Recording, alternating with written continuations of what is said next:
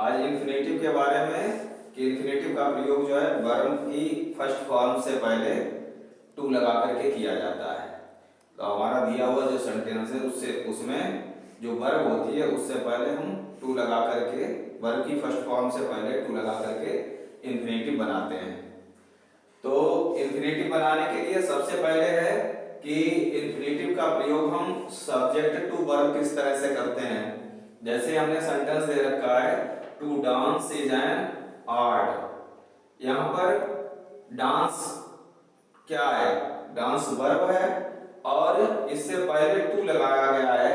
To जो है वो सब्जेक्ट की तरह यहाँ पर काम कर रहा है, टू जो है सब्जेक्ट की तरह काम कर रहा है। तो do dance is an art, नृत्य करना एक कला है। यह सब्जेक्ट टू वर्ब की तरह हमने इन्फिनेटिव का प्रयोग किया। फिर अगर ऑब्जेक्ट टू वर्ब की तरह प्रयोग करना हो तो ऑब्जेक्ट अंत वाला भाग होता है, इसको हम ऑब्जेक्ट बोलते हैं।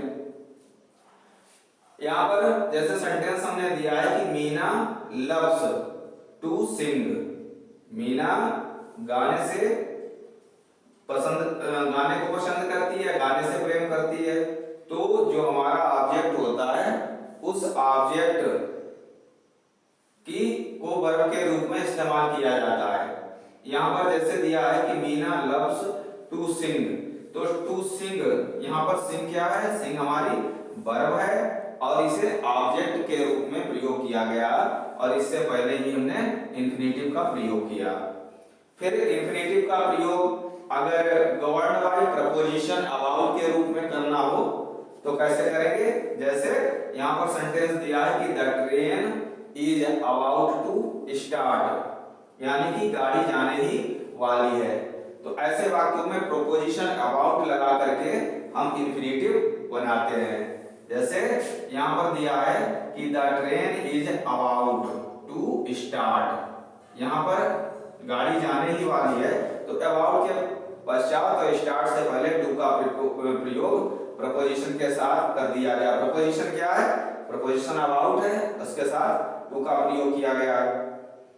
फिर नेक्स्ट है your habit is to tell lies, यानी complement to the verb. Complement कहते हैं पूरक के लिए, जहां पर हमारा वाक्य पूर्ण हो। इज यहाँ पर your habit is to tell lies, tell lies यानी कि complement to verb. Tell means बोलना होता है और उससे पहले ही यहाँ पर जीरड टू का प्रयोग कर दिया गया। इसके बाद में जैसे it is doubtful, it is doubtful, doubtful for the train to arrive the time, यानी कि गाड़ी का समय पर आना संदेहपूर्ण है। तो यहाँ पर काय का प्रयोग होगा, एट प्रोनाउन और केस इन अपोजिशन का प्रयोग करते हैं। तो वहां पर अराइव से पहले ही हमने टू इन्फिनेटिव का प्रयोग किया। कुछ वाक्य ऐसे होते हैं जहां पर यूज एज एन एडजेक्टिव के रूप में करते हैं कि विशेषता क्या दी गई है बात में, उससे पहले टू का प्रयोग कहां पर किया जाए, इन्फिनेटिव का प्रयोग। जैसे यहाँ पर सेंटेंस दे रखा है कि it is time to sleep, ये सोने का समय है। अब सोने का समय है तो यूज्ड एज एडजेक्टिव का प्रयोग किया गया है, यानी कि एडजेक्टिव इस वाक्य में विशेषता क्या बताई गई है, सोने के बारे में बताया गया है। तो वहां पर इन्फिनेटिव टू लगा करके उसको बनाया गया। इसके बाद में जीरेंड का प्रयोग।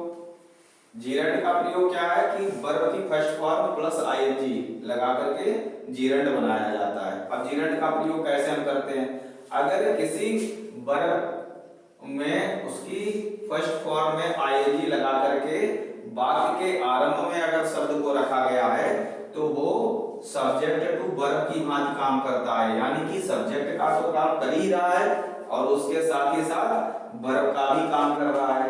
यानी जैसे हमने एग्जांपल में दे दिया है कि swimming is a kind of exercise, यानी कि तैरना एक प्रकार का व्यायाम है। तो यहाँ पर स्विमिंग जो है वो जीरंड हमारा बन गया और इसे सब्जेक्ट की तरह भी काम कर रहा है और वर्ब की तरह भी काम कर रहा है। फिर दूसरा वाक्य हमारा जैसे दिया है कि मंजू लाइक वॉकिंग।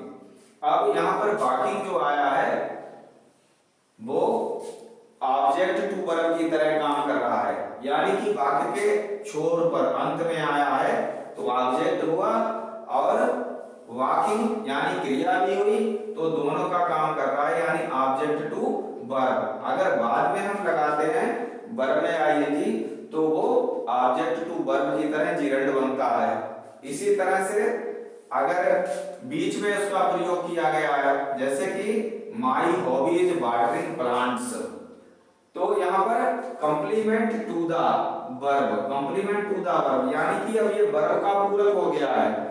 तो यहाँ पर हमने सब्जेक्ट और हेल्पिंग वर्ब के पश्चात जो क्रिया लगाई आईएनजी लगा करके और उसके बाद में हमारा लगा हुआ ऑब्जेक्ट है, किंतु ये यहाँ पर काम काय के अनुरूप कर रहा है, complement to the verb is के अकॉर्डिंग काम कर रहा है।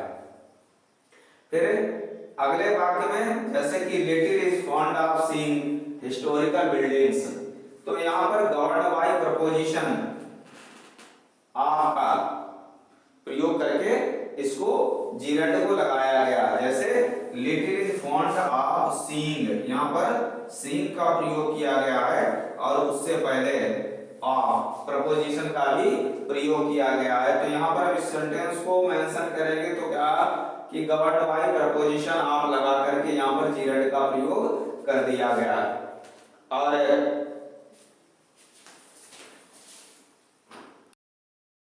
अब पार्टिसिपल में क्या है कि पार्टिसिपल जो है वर्ब प्लस एडजेक्टिव बराबर पार्टिसिपल होता है। पार्टिसिपल जो है वो हम तीन प्रकार से बनाते हैं, जैसे कि यहाँ पर हम आपको एग्जाम्पल दे रहे हैं प्रेजेंट पार्टिसिपल के, प्रेजेंट पार्टिसिपल के एग्जाम्पल। तो प्रेजेंट पार्टिसिपल में कैसे प्रयोग होता है, प्रेजेंट पार्टिसिपल में वर्ब की फर्स्ट फॉर्म प्लस आईएनजी लगा करके उसे बनाया जाता है।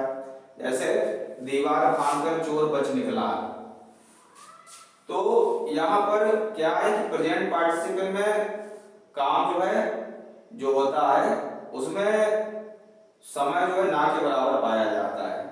तो यहाँ पर जैसे जो हमारी वर्ब होती है उस वर्ब की फर्स्ट फॉर्म में आईएनजी लगा करके हम उसको बनाते हैं। दीवार फांदकर चोर बच निकला, तो jumping over the ball comma the thief escaped.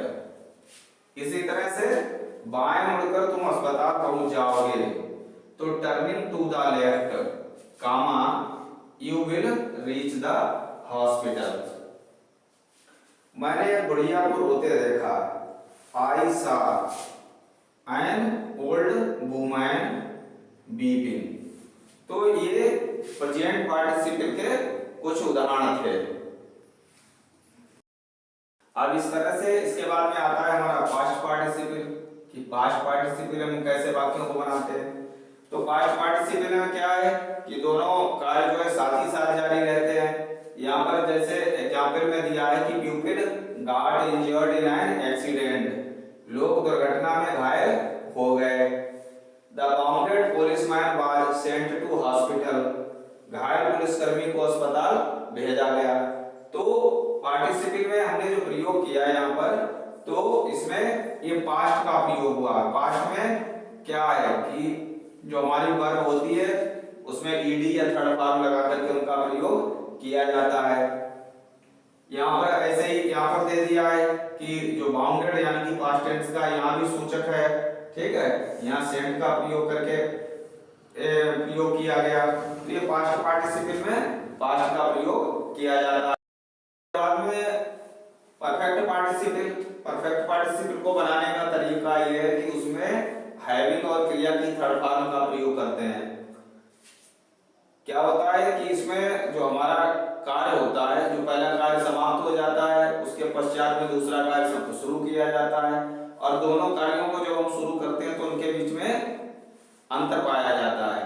तो जैसे यहाँ पर हमने परफेक्ट पार्टिसिपल का एग्जाम्पल दिया है कि लिखित कार्य करके मैं सो गया, लिखित कार्य करके मैं सो गया। तो लिखित कार्य करने में और सोने के बीच में समय पाया गया। तो ऐसे वाक्यों को बनाने के लिए हैविंग और क्रिया की थर्ड फॉर्म बाकी के आरंभ में लगाई जाती है। जैसे लिखित कार्य करके मैं सो गया, तो हमने वाक्य बनाया कि having done the writing work I went to bed. इसी तरह से कार्यालय पहुंचकर प्रधानाचार्य ने कार्य आरंभ किया, तो having reached the office comma the principal started work. तो ये पार्टिसिपल के आपको एग्जाम देते हैं कि इंफिनिटिव में उसकी वर्ब की जो फर्स्ट फॉर्म होती है उससे पहले टू लगा करके प्रयोग किया जाता है। उसके बाद में जीरंड में क्या होता है कि जीरंड में वर्ब की फर्स्ट फॉर्म प्लस आईएनजी लगा करके प्रयोग किया जाता है।